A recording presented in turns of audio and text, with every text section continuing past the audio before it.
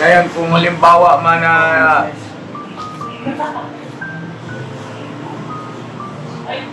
nagkaroon ng alimusos mga ka-business, diretsahang usapan ito, paalisin ko sila parehas dyan. Pura mismo. Paalisin ko sila parehas dyan. Pura mismo.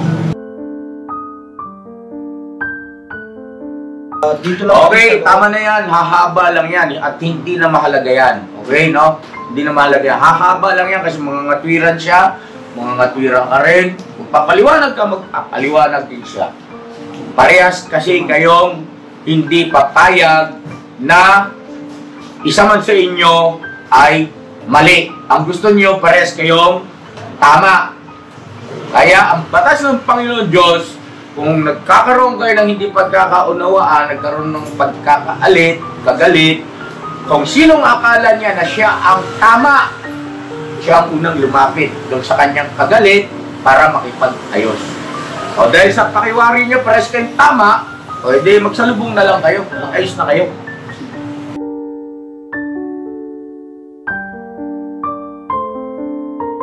Para lalo tayong maging maayos. Sabi niya ni Mercedes, wala naman kung ito tanong ko sa tayo kasi parang hindi ka makamove on. Kaya mo ba patawarin at pagpasensyahan itong si Burnok? Oo o hindi?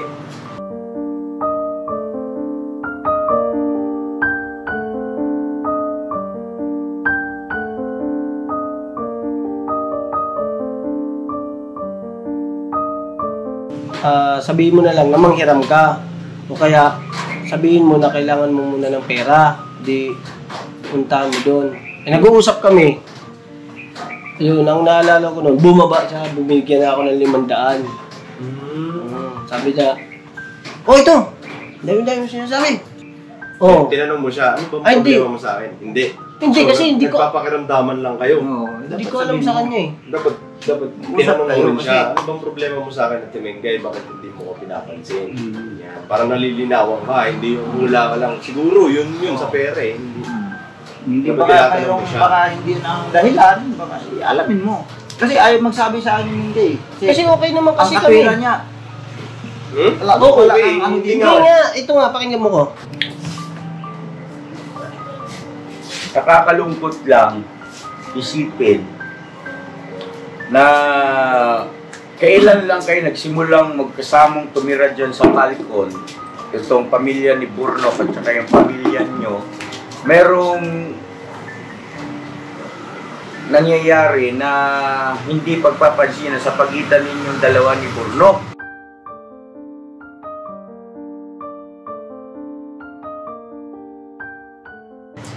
Siguro, pasuyo na rin ako ng ilaw, no? Kaya nandito na yung superstar, si Ate Superstar. Kaya mo, nag-star. Okay na lang na tumingin mo na kayo sa framing para kayo na pumisto sarili nyo.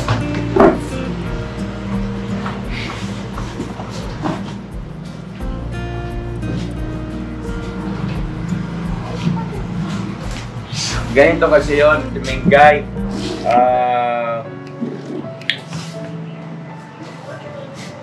Nakakalungkot lang isipin na kailan lang kayo nagsimulang magkasamang tumira dyan sa Falcon, itong pamilya ni Burnok at saka yung pamilya nyo, ay merong nangyayari na hindi pagpapansin sa pagitan ninyong dalawa ni Burnok. Ate Mingay, pasensya ka na te. Kasi kailangan nating pag-usapan ito pero sa maayos at payapang pag-uusap kasi pamilya tayo rito, diba Ate Mingay, no? Antay ko lang naman yun. Nag-aantay lang. Nag-aantay po kayo saan Ate Mingay? Na maging maayos na namin. Na maging maayos. So, ano yung ginawa mong hakbang para maging maayos? Hindi lang ako umiimik na. Kasi, alam naman niya kung sino siya nagkamali. Hindi ka umiimik. Nag-aantay lang naman ako eh. Ano, te? Nag-aantay lang ako. Nag-aantay ka na? Bilang ate niya, narespetuhin ako. Ate Mengay, mawalang galang sa iyo ha. Kasi batay kay Borno kanina, andyan naman ang Kuya Buknoy, ito si Intoy, tsaka si Kuya Damulag, nabanggit niya na madalas daw niyang ginagawa na ikay binabati kapag ka nagkakasalubong, nagkikita kayo, pero ikaw raw ang hindi namamansin. Hindi talaga yan kasi masama talaga yung loob ko sa kanya. At ito muna, ano bang nagawa nitong kapatid mo? Krimen ba?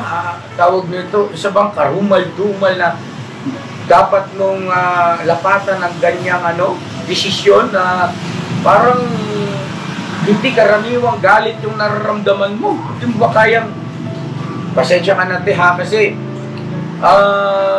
gusto ko lang ipaalala na yung ganyang uri ng galit ay hindi yan makakabuti, at saka isa pa, yan ay tuwirang paglabag o pagsalangsang sa kalooban ng ating Panginoon Diyos. Bakit? Kasi kung tayo nagkakaroon ng kaalit o meron tayong naging kagalit, ay hanggat maaari hindi natin ito pinatatagal, di ba Ate Mengay? At kung sino ang nag-aakala na siya ang tama, ay dapat siya ang unang-unang gagawa ng hakbang o kikilos para kayo ay magkaayos. Ito'y paalala lang, ha? No? At alam ko naman na familiar ka sa mga sinasabi ko natin, no? Biblical naman yun, di ba, Ate Mengay? So yun, sa akin paalala lang na sana, hindi lang yung umangga sa narinig natin, kundi ibinubuhay natin, no? Ibinubuhay natin, huwag tayong magpadaya sa ating mga sarili na pakiwari mo ay mabuti pa rin ang iyong ginagawa sa kabila ng nasusuway mo na pala yung kalooban ng Panginoon Diyos nang hindi mo namamalayan. Ngayon, ganito Ate Mengay, hindi mo pa sinasabi yung dahilan, ay kausa-puso ka na namin naiintindihan, naunawaan ka na namin. Di ba, no? Di ba? At walang dahilan para kami magalit sa iyo kasi lahat naman tayo nagkakamali, ate. Di ba? Ang sa akin lang rito, bilang si kuya ninyo, ay umayos na tayo. Ay masakit sa damdamin namin ni ate nyo yung ganyan. Unang-una, alam nyo na kung sukdulang gawin namin ang aming magagawa, pagsisikap, para sa ikabubuti ninyo. Di ba? At isang bagay pa, Ate Mengay, bago ka magsalita, ay pagpapauna ko na rin na binanggit din kanina ni Kuya Buknoy na kinausap ka raw niya, tinanong ka niya, pero ay tinanggi mong kausapin siya o ipaalam sa kanya. Ate Mengay, paalala lang po ulit, si Kuya Buknoy ay asawa mong lalaki at ikaw ay asawang babae. Natural, in case, batas ng Panginoon Diyos na kayong mga babae ay dapat buong pusong nagpapasakop sa inyong asawang lalaki. Ibig sabihin, kapag halimbawa mga bagay na ganyan na, may kinalaman na sa kabuuan ng pamilya, ay huwag kayong magdalawang isip, mag-atubili na magpasakop sa inyong asawa, igalang ang kanilang karapatan, ang karapatan namin bilang asawa ninyong lalaki, no? Tayong mga may asawa. Ikaw, marami kang asawa. Yan ang problema mo. Hindi mo ngayon alam kung sino doon yung ano mo. Pero sana, Kuya Damo, dumating isang pagkakataon, may pakasal ka namin ni ate mo. Makapili ka na ba? Di ba, no, Ate Mengay, no? Pero miyak, te. Miyak ay ano lang naman ito, usap na pamilya lang naman ito, te. At meron tayong matututunan dito, maging kami dyan sa inyong karanasan ni Borno, meron tayo pare-parehas matututunan dyan.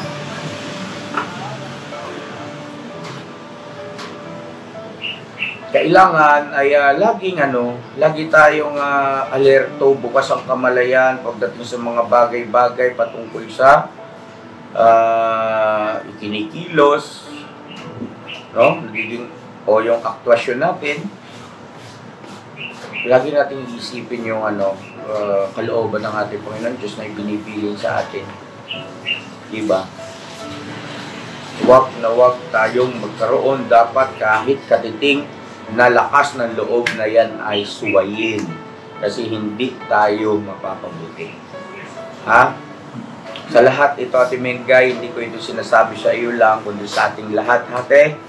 Huwag mo naman sana ipagkamali na para bagang tayo lang lahat o parang ikaw ang sinisermonan. Hindi ganun, Ate Mengay, ha? Hey, uy! Alam niyo naman, pre-press namin kayong mahal. Wala kaming tawag nito, yung bang walang nakakahigit sa inyo, pare-pares lang kayo. Ano yung ibiniling ko din, natandaan mo ba? Kaso yung Ate Mengay,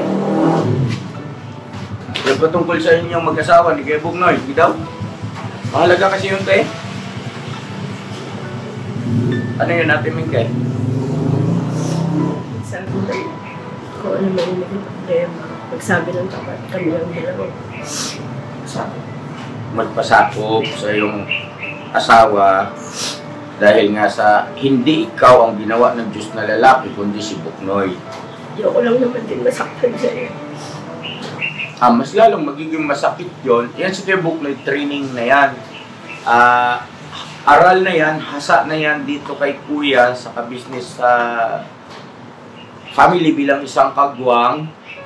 Ay hasang-hasa na yan at tinitiyak ko sa 100% kayang i-handle ni Kuya Bugnoy yun. No? Ang dapat nating tandaan na anumang bagay na hindi pagkakanawaan habang ito'y tumatagal o pinatatagal, lalong nagiging komplikado. No? Hindi yan nakakabuti. At isa pa, huwag nyo alisin sa puso't isipan nyo na tayo hindi ibang tao, ha? Pamilya tayo dito, so walang dahilan dito para hindi ka mag-open ng iyong nararamdaman, iyong naiisip, no? O sige, Ate Mengay, pakisuyo na para Tapos na. malaman na natin. Ano ba yun? Ano bang ikinasama ng loob ng Ate Mengay kay Burnok? Bakit naging ganyan? Alam niya yun niya eh. Kahit siya alam niya. Kanina pa namin kinakausap si Burnok at wala siyang masabi. Kinukulit na namin at hindi niya masabi, hindi niya alam. Kasi nga, ang para sa kanya, ay tuwing nagkikita kahit nagkakasalubong, ginagawa niya naman yung kanyang bahagi bilang nakakabatang kapatid sa iyo na, ate, binabati ka niya. Problema nga lang daw, ikaw ang hindi kumikibo. So ngayon, si Burnok ay nalagay sa sitwasyong nakahang. Hindi niya alam ano bang ikinagagalit sa akin ng Ate Mengay, ano bang nagawa kong mali. At natitiyak ko, ito si Burnok, nakahanda na mo humingi ng paumanin yung tsaka baguhin ang kanyang sarili. Kung mabanggit mo, masabi mo, may paalam mo kung ano yung naging mali niya. Hindi mo alam kung ano yung mali mo, Burnok. Di ba, dalawa kayo ng asawa mo? Ayun yun. Kinausap ko. Ano yun? Yung, ayun, yan naman natin. Sige, Ate Mengay, ikaw na po ang para klarot kayo. Doon yun sa doon sa nag-uusap kayo mag-asawa. Na ang lakas ng boses mo. Nag-uusap tungkol saan? Anong pagkakataon? Sabi niya kasi Kuya Bugnoy kasi kuya. Nakahiram ng 1,000. Okay. Ang paggawa ng motor niya, nag-aakit ng mundo. Yung time kasi po nun, hindi man makapag-withdraw po si ate ng dialysis sa Sunday po kasi. Nahiram siya kay Burnok ng 1,000 at kay Mercedes. Hindi ko alam yun. Ginawa nilang dalawa nila yung motor na yun. Tapos, sinabi sa akin ni Kuya Bugnoy, umakit ko sa taas. Sabi ko, saan ka nakahiram? Sabi niya, dyan daw sa bag. Ang kinagagalit ko lang niya, pwede naman kasi siya magsalita na manilihan ng maayos. Kasi masakit kasi sa tenga eh. Hindi, teka muna, siningil ka ba ni Borno? Hindi eh. Okay sana kung ako na lang mismo sinabihan niya ng Atilingkay, baka may pera ka na dyan, pwede ko nang mahirap. Eh, sino bang sinabihan niya? Si Mercedes niya. Pero ang lakas ng boses niya yan. Hindi lang din naman sa utang yung sinasabi niya eh. Tungkol din sa pagtuturo sa anak niya. Pagtuturo? Anong ibig sabihin Kasi pagtuturo? tinuturoan ko rin yun si Catalea at saka si Ace sa bahay, sa taas sa palco. Narinig ko rin yun nung pagkasabi niya kay Mercedes na singilin mo yun doon. Yan na lang ulit pera natin. Wala tayong bigas. Siyempre ako kami yung nanghirap. Nahiya naman din ako. Kasi kung meron lang din naman akong naibig, may pera din ako nung time na sinabi ni Kuya Buk nung linggo ng hapon. Ibibigay ko rin naman agad. Pero nakiusap na si ate na hindi pa siya nakapag-withdraw. Araw lang naman yung pagitan. Mag-withdraw si ate ka business para... Nagbabali nga kami kasi wala pa kasi ng sahod ng time na yun eh. Okay? Nagipit na rin kami nung So, time na teka muna, maputol kita ate Mingay. So, ibig sabihin ay hindi ka naman direktang siningil ni Borno. Hindi. Ang pagkakataon na yun, kung di ako nagkakamali, nagkaroon ng conversation itong si Borno at yung asawa niyang si Mercedes patungkol doon sa hiniram ni Buknoy na pera. Okay. At naturalmente, dahil nasa isang bubong na lang kayo at pader sa pader, iikot kahit na medyo mahina ang pag-usap, siguro baka nakalimot itong Bornok na nasa isang bubong na lang kayo nakatira. At ibig sabihin ay merong ibang nakatira doon sa bahay na yun. Akala mo, tulad pa rin dati na kahit na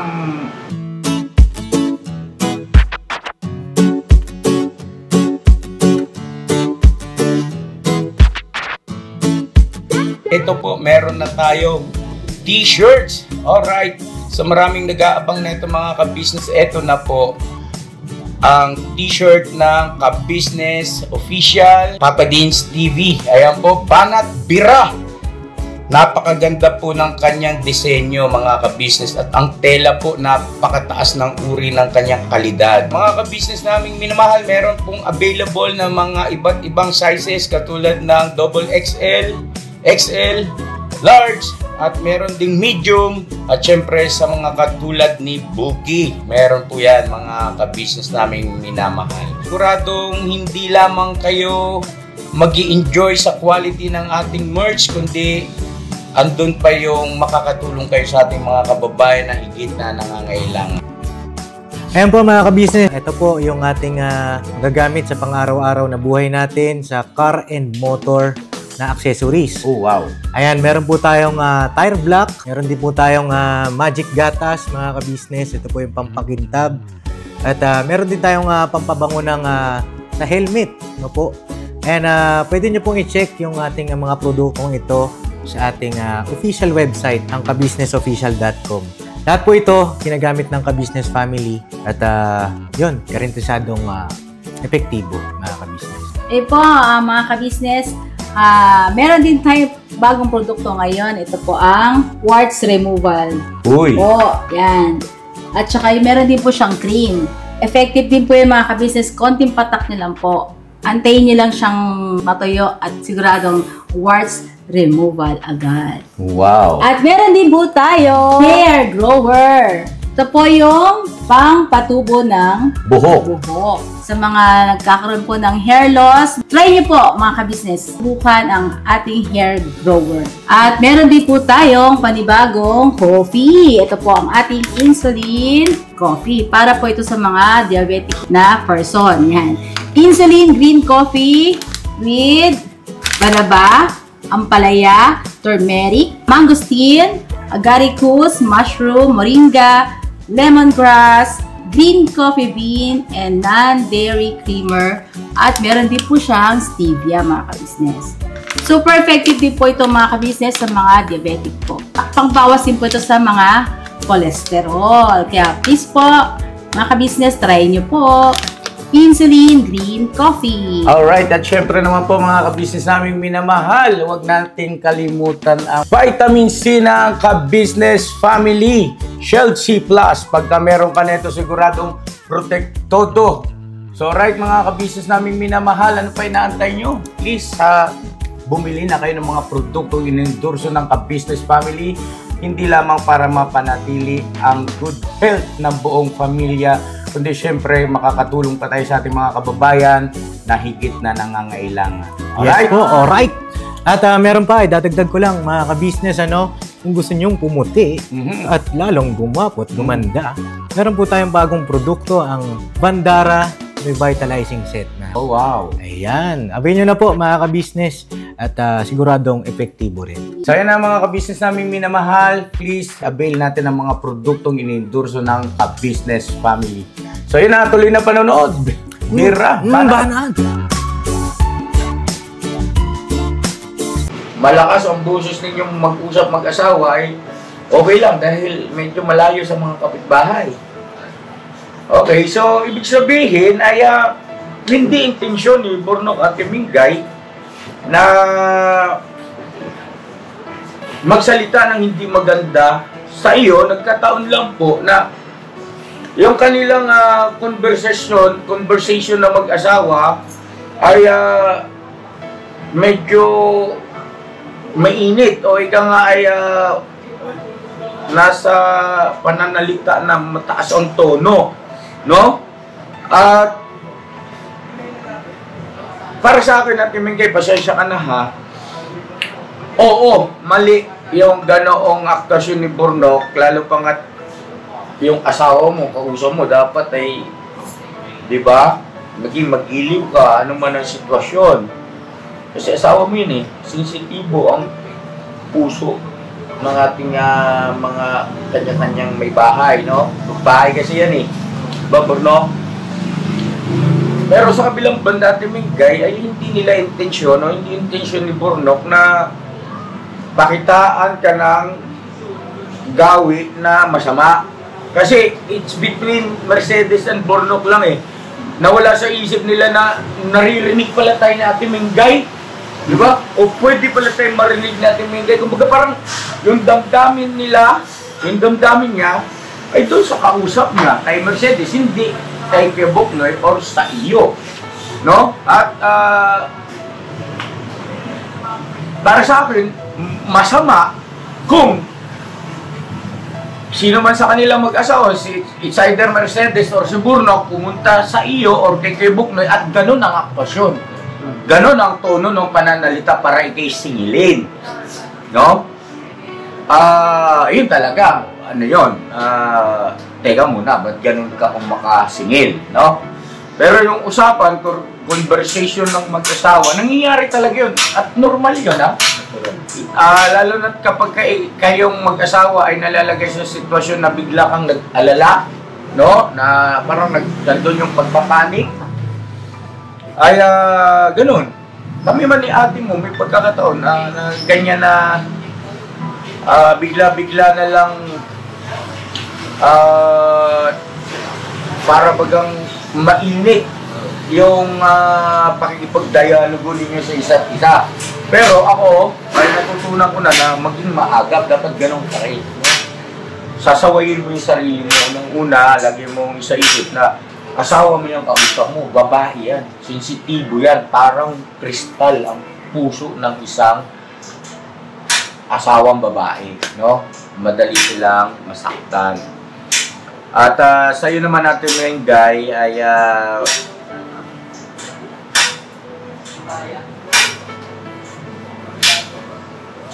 siguro mas maging pasensyoso ka pa at unawain mo na lang siguro yung sitwasyon ng mag-asawa at ando naman yung katotohanan na wala naman silang layunin na ikay bastusin o hindi kaya ay singilin ka ng pangit na pamamaraan. Natin, ewan ko kung agree ka doon, kung hindi ka agree, ay siyempre, respeto ko rin naman yun. Itong sa akin, sinasabi ko lang, batay sa aking pag-aanalisa kasi conversation nilang mag-asawa yun, te. Hindi nga lang talaga maiwasan na dinig doon sa taas. Kasi parang kuweba yung lugar niyo, yung bahay, kulog eh. No? Hindi lang yun niya eh. Te, sige lang Ate Mengay, okay lang. Tuloy mo lang, ano, may gusto ka pa sabihin? Tulad yung anak niya yan, yung dalawa niyang anak, tinuturoan ko yan tuwing hapon eh. Tinuturuan ka na? Magbasa at mag-plus at mag-minus. Okay. Sinama niya yun yung sinabihan niya si Mercedes eh. Sinabihan niya yung dalawang bata. Yung dalawa, mag-aral kayo dyan, marunong naman kayo ah. Ba't kailangan nyo pa ng ibang tao? Bakit ganun? Ako na yung At sa pagkakataon na yun, ay ang kausap din ni Bornok ay yung dalawang anak niya. At wala ka rin doon sa... Alam ko yun niya, narinig. Pag-akyat ko sa kasi nagdaldal eh. Kaya imposibleng hindi niya mapapansin. Maririnig ko talaga, malakas talaga yung boss niya. Tinadya niya yun niya. Tika muna, huwag tayong magpadaya sa mga ganyang klase ng kaisipan at damdamin na nag-jump into conclusion tayo din, no? Kasi maaaring gamitin niya ng kalaban natin, Diablo, para lalong pabigatin yung sitwasyon at pasamain yung ating damdamin sa ating kasama o kasambahay, no? Kasi magkakasambahay kayo, nasa isang bahay kayo, no? Ngayon, kung halimbawa man ganun, si Bornok ang makakasagot. Sinadya mo ba yung Bornok? Pagka nagsasalita kasi ako sa mga bata, sarado naman yung kwarto. Pero nasaan ka nung pinausap mo si Mercedes? Nasaan dalang kayo ah?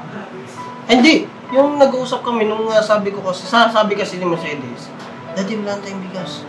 Sabi ko, anong ginawa mo? Sabi ko, yun na yung sinabi ko sa kanya. Kaya, Okay, so ganito Bornok, tandaan mo ha. Yayamang nasa isang bubong kayo, no? Magkakasambahay kayo riyan. Ay maging maingat na, no? Kung mag-uusap kayo mag-asawa, siguro checkin ninyo na kayong dalawa lang makakarinig, lalo na medyo sensitibo, no? Para hindi na mangyari ulit yung ganyan. At kay Ate Mengay naman, ako na ang nakikisuyo sa'yo na medyo lawakan mo pa yung pangunawa bilang ate. At ako bilang kuya ninyo, masasabi ko na wala namang intensyon. Si Bornok na lapas-tanganin ka, Ate Mengay. At maaring nagkataon lang din talaga na sumakto, no? Maaring ikay napadaan at yun naman ang naging gawin ng Bornok doon sa kanyang mga anak na tila baga parang nagpaparinig sa'yo. Yun ang naging dating sa'yo eh. Siyempre, naturalmente, sumama loob mo. At yun ang mga pag-uusap nila tungkol doon sa ipinahiram nilang pera kay Kuya Bugnoy, andun yung katotohanan, maliwanag na conversation ng mag-asawa yun, te. No? Kasi talagang hindi ko mapapalagpas kung limbawa ganun ang aktasyon ni Bornok o ni Mercedes nung humarap na sa inyo para kayo singilin. Diba, Ate Mengay, nag-gets mo ko? Hindi ko kinakampihan si Bornok, ha? Ang sa akin lang dito ay, siyempre, maging patas at kung ano talaga yung pangyayari, no? At ipinapaalala ko sa inyo na sana ay maging maingat kayo, pare-parehas, both families, no? Pamilya mo Kuya Bugnoy, tsaka pamilya mo Bornok, kasi hindi natin may pagkakaila na napaka-swerte nyo na. Napakalaking bintahan na yan na meron kayong maayos na matitirahan kasama ang inyong pamilya at may iwas kayo dun sa tinatawag na karagdagang gastos o expenses pagdating sa pagbabayad sa upa, no? Ang ibig kong sabihin kasi, ayaw kong magkunwari sa inyo na maaaring magresulta kasi yan na ilalagay nyo si Kuya at si Ate na magdesisyon na para kayo ay parehas paalisin dyan. Kung halimbawang ganyan lang din naman na hindi kayo magkakasundo. Diba, no? So, mas mabuti pa na magkanya-kanya na lang din kayo. No? So, sa akin lang, Ate Mengay, yung pangyayari na ito, tingnan natin ng positibo At ituring na lang natin itong isang magandang leksyon para sa darating, sa hinaharap ay huwag na ulit mangyari, no? Ate Mengay, total naman, sa ayon sa gusto ninyo, talaga namang magkakapamilya na tayo rito, te. Kapatid mo na to, te. Di ba? Wala akong masabi yan sa asawa niya. Siya lang naman talaga ang hindi maayos.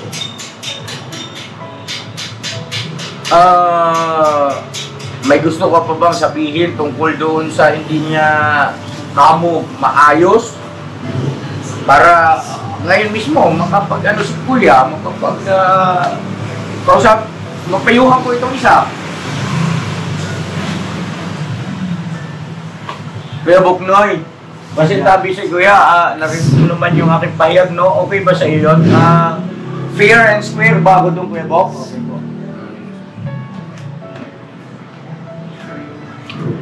Ano te? Paalala ko lang sir te ha, kasi kung iisipin natin yung mga pangit, masama, negatibo sa ating kapwa, hindi mauubos yan te. Dadami at dadami talaga yan. Meron at meron talagang lalabas dyan. May mga maaalala ka pa niyan na para sa akin ay hindi na dapat. Hindi na dapat eh. Kasi lagi tayong tumingin sa hinaharap at maging maunawain, maging mapagpasensya. Hindi lamang para sa kapakanan, ng kapayapaan, ng kabuuan ng business family, kundi higit sa lahat ay kalooban ng Panginoon Diyos kasi yun, te. No? At hindi lang yon, para din sa sarili natin. Diba? Ang sarap yata na, diba? Yung mga bagay na malilit na ganyan, pwede nating pagpasensyahan at babalik ulit sa normal, yung maayos at magandang samahan. Ate Mengay, tama ba? Oro na may tama ko, te. Ha? Eh, may tama ako? Ha? Dali mo ko itong provision. Iyak. Mayroon ka naman. Naunawaan ka naman namin.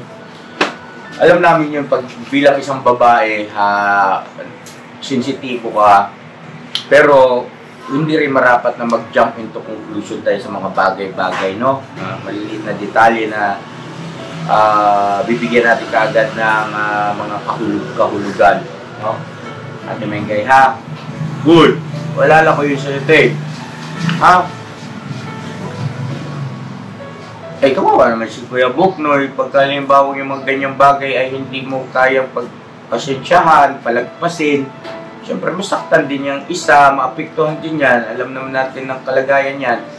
Naturalmente, siyempre, sila, dalawang kagwang, maayos naman ang relasyon, samahan, tapos kayong mga asa-asawa, o hindi kaya, di ba, kayo ang pinagmumula ng hindi maayos, ay wag naman, no? Kumbaga tulong-tulong tayo dapat. Lahat tayo bubuhat para lalo tayong maging maayos. Sabi niya ni Mercedes, wala naman kung problema.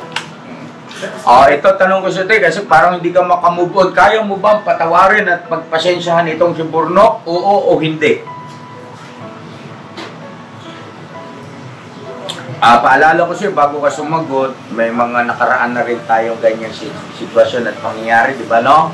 Sana maalala mo yon, kasi dito sa pagkakataon na ito talaga magagamit mo yun. Alala mo ba yun dati? Ate, yung sa ate, dalawa, yung nagtampo ka rin sa akin, di ba? No? Pero hindi ka natiis ni Kuya, no? Si Kuya pa rin gumawa ng paraan, di ba? No? Kasi mahal kasi namin kayo. At ang sarap, di ba, no? Sa pakiramdam ate, no? Ate Mengay, nung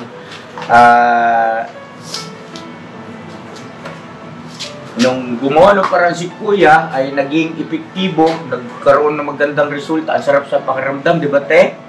No? O yun, sana maalala mo yun. At sa pagkakataong ito, ay gamitin mo yun, yung karanasan na yun para makapag-desisyon ka ng tama.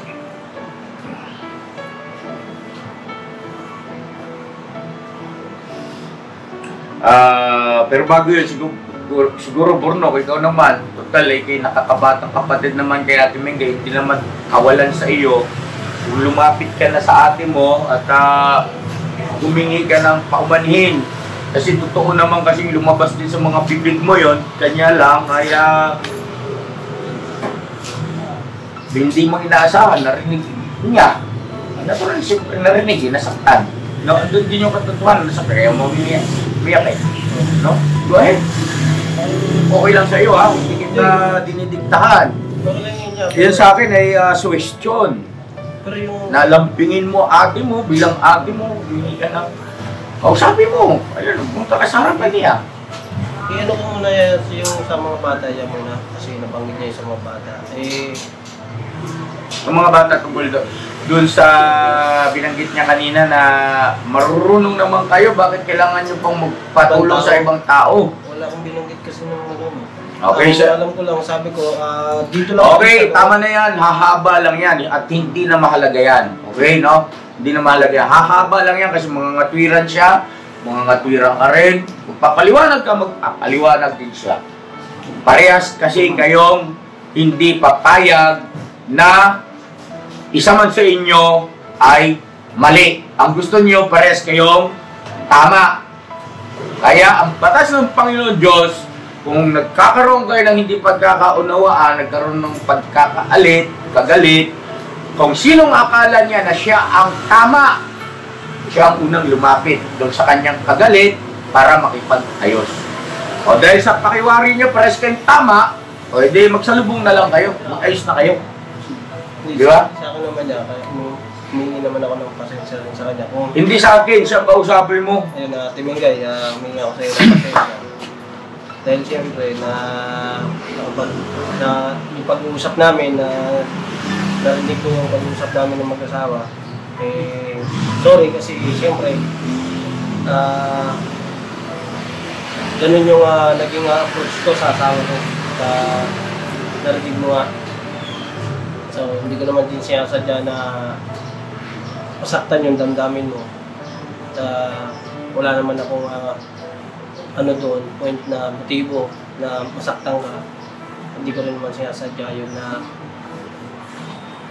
ano lang ako, nadala lang kasi ako na kasi wala eh. May kasi kami ni Mercedes na may napag-usapan kami na kailangan meron lagi kami laman doon sa at yun. Kaya gumawa naman ako ng paraan nun, kaya okay na yun. At pasensya ka na rin. Dahil sa ganun niya yung approach ko. At ganun yung narinig ko sa akin. Ayun, humingi ako ng sorry sa'yo. Sorry natin magayon. Karang nga lang magalit. Siguro, kakaibat yan, hindi na mangyayari ulit. Okay. No? Maging maingat na, kasi ganun din, no? Both parties, hindi lang si Bornok kaya Buknoy, no? Ang pamilya ni Bornok o sila mag-asawa, pagka kayo nag-uusap din, ay sikapin nyo rin na hindi rin marinig ni Bornok. Kaya lang kasi Ate Mingay, aminin natin yung totoo, talagang ang lakas ng antena mo to. Ang lakas ng sagap mo. At kaya ikaw talaga ang numero 1 eh. Yan, ikaw pa rin. Papatawa na ako, joke yun eh. Oo, joke man yan ni Kuya. Walang dating. Gusto lang. Luoy, may Kuya ka business. Tama na yan. Tama na yan. Sige na, mag-ayos na kayo. Alam mo, Nuk, hindi naman ako mahirap pagsamahan, Nuk eh. Yung mga anak ko, tawa mo man naman yan. Nasaktan lang ako. Promise. Kasi, kung ikaw lumuwi sa amin, di ba? Balitin natin yung sitwasyon na sasaktan ka. Pero no. Totoo yun, te. Pero paalala ko sa'yo, huwag mong alisin sa isip mo na hindi nila yon intensyon. Ha? Hindi nila yon intensyon. Ibig sabihin,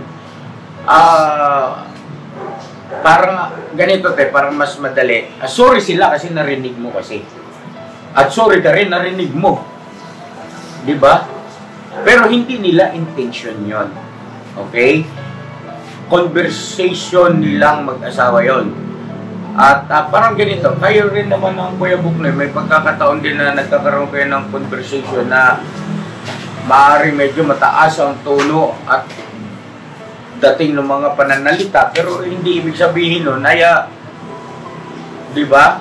Kung marinig yun nila Burnok, hindi ibig sabihin na sila Burnok ang pinatutungkulan mo na ibig sabihin ay ganun ang aktwasyon ninyo.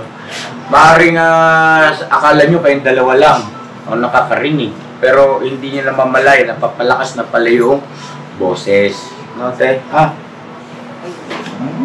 Hindi na kayo sumasakit na yung dibdib ko na ano na ako. Naiinis na ba ako? Okay na. Okay na yan. Okay na yan, Nob. Okay mo, Nob. Wala naman yan. Yung pangyayari na yan, Ate Mengay, Burnok, ay ituturing kong wala yan. Na parang wala lang. No? At maliit na bagay. Kaya lang, bahagi ng proseso para mas lalo tayong maging, sabi nga, to be a better person. Alright? Alright. At, lesson learned. Okay, Ate Mengay? Ha? Inutan natin yan. Sakit ito buganan eh. No. Ayos kaya. Sorry natin bigay na. Mati na eh. Para wala na problema. Tilan. Ayun, wala. Kahit matanda, bati yan. Bati talaga yan. Mengay, tama na yan kasi ano yan. Okay na na eh. Tapos na yan. Okay na yan. Bukas wala na yan. Mamaya, kaya kunti wala na yan. Parang awa nyo naman. Huwag nyo naman akong ilagay sa sitwasyon na kailangan akong magdesisyon kasi parang nababastos nyo na ako. Diba? Hanggat maaari, ayaw ko rin namang ilagay yung sarili ko sa ganon. Hanggat maaari, ay yun hinahandle ko lang. Pero nagsabi nga ako, mabigat na yung dibdib ko at naiinis na yung aking pakiramdam. No? Huwag na kayo magsisihan. Hindi kasi yan makakatulong. Ang pinaka mabuti riyan, parehas kayo Tama. magpasensyahan. Yun. Mag-unawaan. Pairalin yung pag-ibig bilang magkapamilya. Nobody's perfect.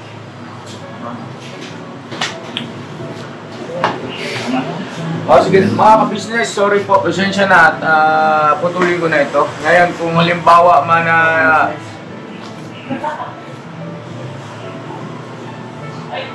nagkaroon ng alimusnos mga ka-business, diretsahang usapan ito, paalisin ko sila parehas dyan. Pura mismo. God bless po sa ating lahat at I love you all. Salamat po na marami. Never say goodbye.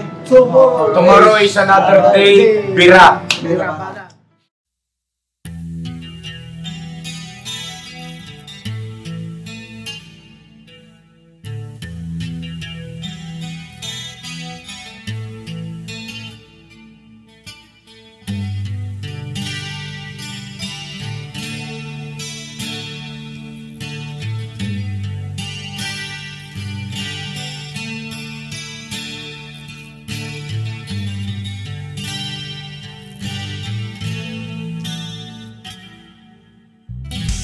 Sa bawat araw na lumipas, ka-business ay nagagalak. Maraming taong natutulungan,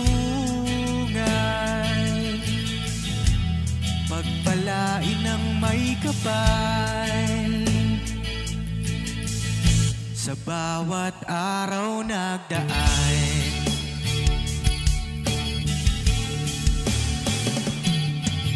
ka-business, business ka-business, Papa Dio, Steve, mahal kayo ng marami. Ang tuwa nila'y walang mapagsidlan. Noong kami niyong natagpuan,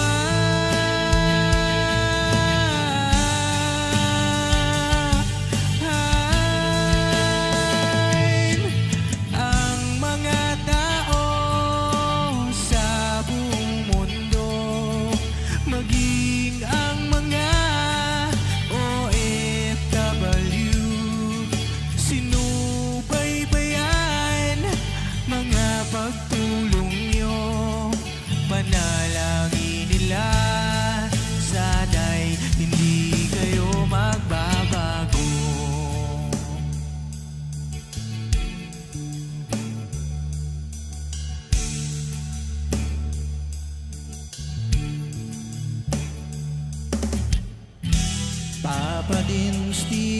naman.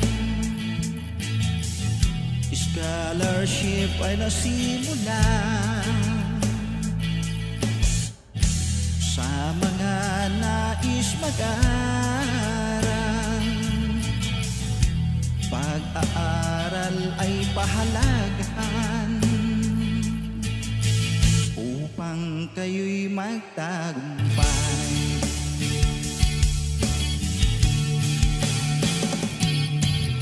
Ka-business, Mrs. Ka-business, Papa din Steve, mahal kayo ng marami. Ang tuwa nila'y walang mapagsiglay. Noong kami ninyong natagpuan,